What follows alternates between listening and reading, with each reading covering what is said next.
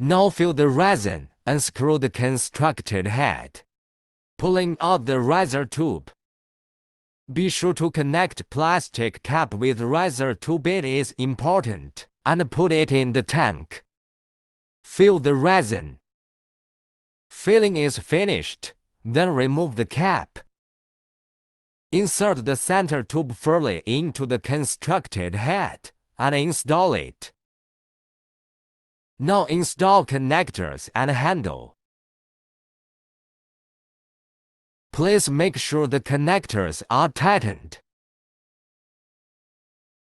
Premium aluminum material makes it stronger and lighter. Construction for prolonged service life, easy to connect and disconnect. Rubberized grips design makes quick connector more convenient for connect and disconnect.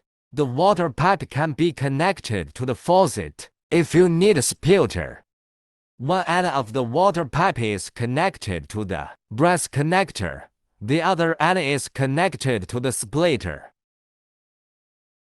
One end of the hose is connected to the spray gun. The other end is connected to brass connector. Install connectors.